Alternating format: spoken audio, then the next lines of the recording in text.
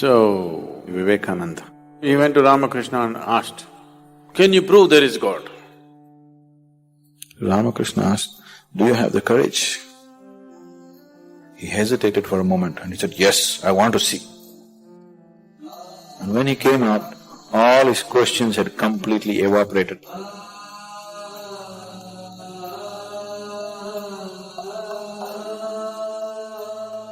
You heard of Swami Vivekananda.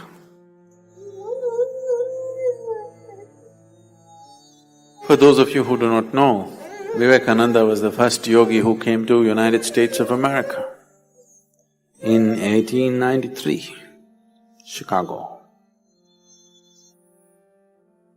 And his guru was Ramakrishna. So,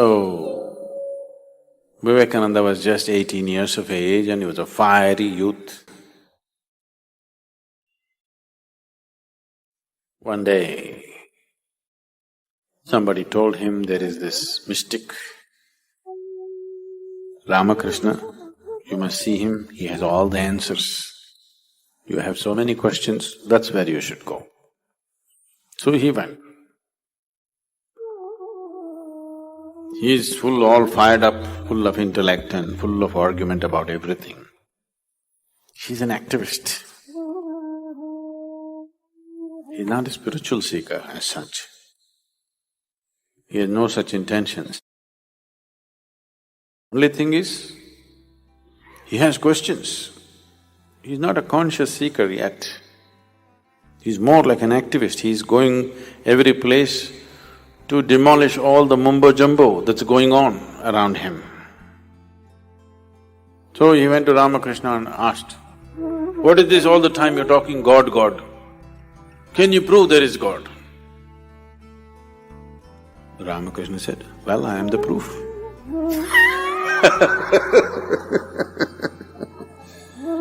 So it just deflated him completely.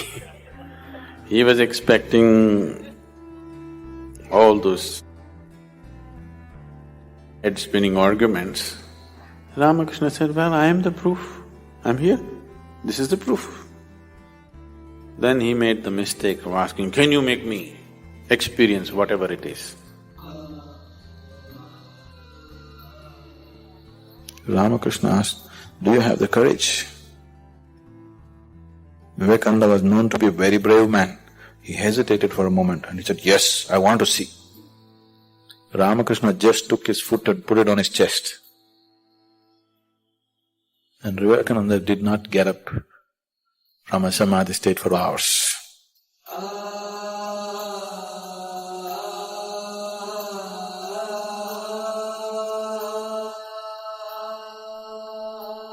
And when he came out, all his questions had completely evaporated. After that, he didn't ask a single question. He saw something that he had never imagined in his life. And then the madness caught him. Ramakrishna himself, if he was left to himself, nobody in the world would have ever heard about him because he had no means to communicate with the rest of the world. He had no way of reaching out to people. He was incredible. Not cunning enough to operate with the world. Does not have the necessary will to do anything with the world. So he chose Vivekananda as his way. He took Ramakrishna all over the world. There have been hundreds of Ramakrishnas, but you heard only of one Ramakrishna because of somebody like Vivekananda.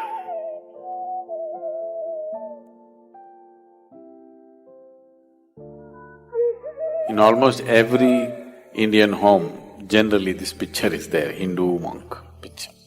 Everybody thinks Vivekananda is the inspiration. He inspired a whole generation of people. He continues to inspire millions of people even today. because he was such a fiery human being. Whatever he spoke and whatever he did, in a short span of his life, he died very young at the age of 32. But in that short span, he set fire to a lot of people and created a major institution which is worldwide even today. The Ramakrishna mission is almost everywhere in the world. When I went to Dakshineshwar in Calcutta, Ramakrishna Paramahamsa, his immediate disciples, after he passed away, when they formed this Ramakrishna mission, a new order, Ramakrishna never gave them initiation into monkhood or anything. After he passed away, these people decided that they will dedicate their lives to spreading his message. They came together and they became monks by themselves. They decided their lives must be dedicated to making this message happen. And when they came together and formed a little ashram on the banks of Hooghly in Calcutta, there's a picture of them. They're standing like this next to the river and there's a photograph, somebody took a photograph. You must see these men. These are men, okay? They are like fire.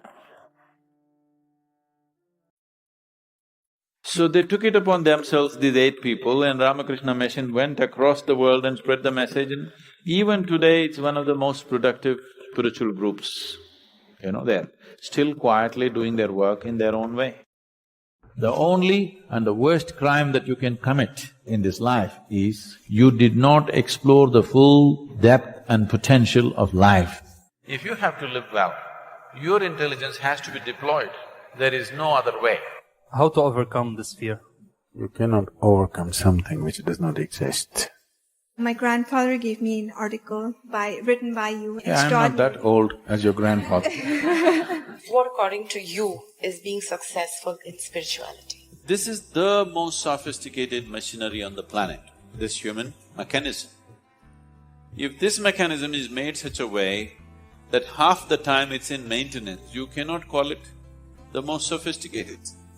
I want you to know the power of another kind of science, the yogic science, through which you can become a master of your own destiny. If you want to experience life, if you want to know life in a deeper way than the way you're experiencing right now, if such a longing has come, then there are other ways to do it.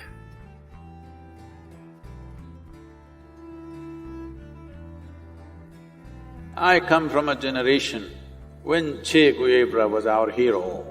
They've been hired and they've been asked to… they were given a mandate, write something negative about him. 1.3 billion people, we could take this massive population across from one level of living to another. Everybody's telling me, Sadhguru, don't step into this political arena. I still carry an Indian passport, I can speak. In recent times, you are speaking strongly about the well-being of our nation, seems to have unleashed a motivated campaign of vile personal attacks on you by a small section of media. I am shocked and intrigued as to why speaking about the nation's well-being should evoke such negative emotions. Sadhguru, I have been here for a while and I personally don't feel you are against anybody. But do you think that these people feel that you are in some way against them and that's the reason they are attacking you?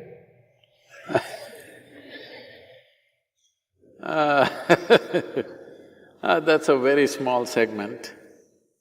In this also there are various types. Let's say there are 3 types of people who are reacting to whatever I'm saying. One is, these are leftovers from the socialist era. Well, I come from a generation when Che Guevara was our hero, we were all thinking of an armed revolution. Really, we thought that's the only solution. But those times have passed.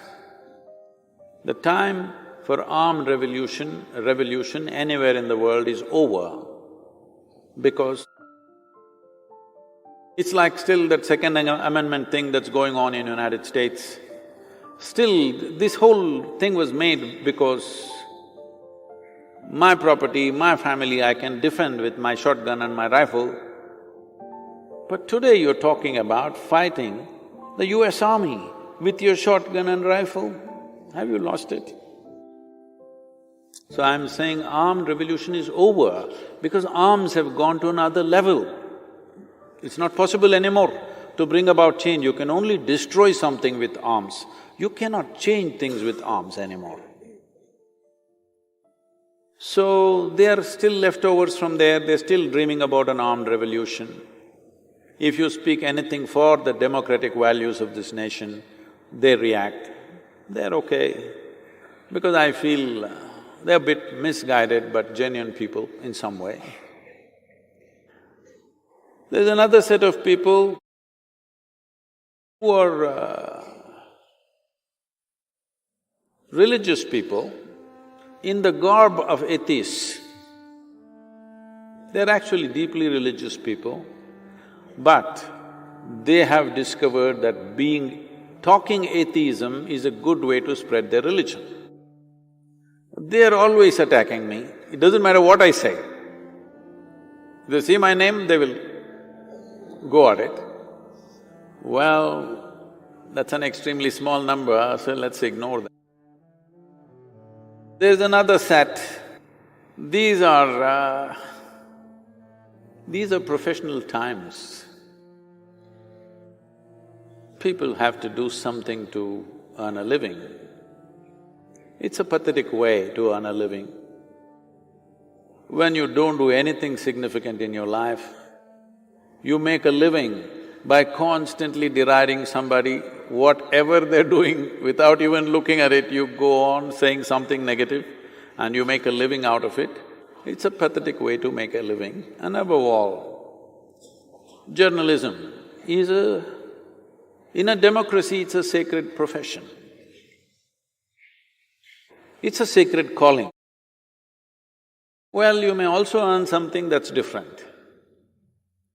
But today, there is a bunch of journalists, not all of them, a bunch of them, who can be bought and sold. And they are trying to earn their living. If I say everybody should vote, who is it you tell us we should vote? Whatever, it doesn't matter. If I say democracy is about all of us getting together and creating a wonderful nation, oh, what does he know about democracy? No, democracy is about criticizing each other something. Because it's quite hilarious because they've been hired and they've been asked to… they were given a mandate, write something negative about him. Some time ago, somebody asked me this question, Sadhguru, what is your greatest achievement in all these many things you're doing? What do you think is an achievement? I said, see, I don't really look at life like that. But if I have to say something, the greatest achievement for me is, I have made thousands and thousands of people, hundreds and thousands of people, to shift from working for a living to simply doing something that means something to them in their life.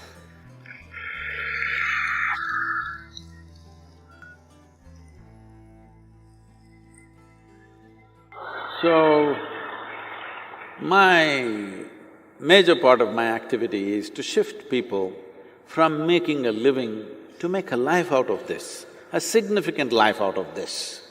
Significance not in the world, significant as a life. Not because I think I'm great, simply that the life has to become significant. Life becomes significant when it reverberates in a certain way, when it functions beyond its own survival. But unfortunately, a few people have to live a pathetic life where they sell themselves to say whatever they're expected to say, no matter whether it makes sense for them or not. But these are small numbers, it's okay. We will continue to speak about the nation, not because I am very nationalistic as such, I am not. But right now, For me, India is a large segment of humanity, 1.3 billion people in one nation. And a large number of them have had such a bad deal in the last 10 to 15 generations because of occupation and slavery and so many things, poverty. Right now we're sitting on a threshold where if you do the right things in the next 5–10 years, we could take this massive population across from one level of living to another. I don't want some idiot to mess it up, that's the reason why I'm standing up and speaking for the nation.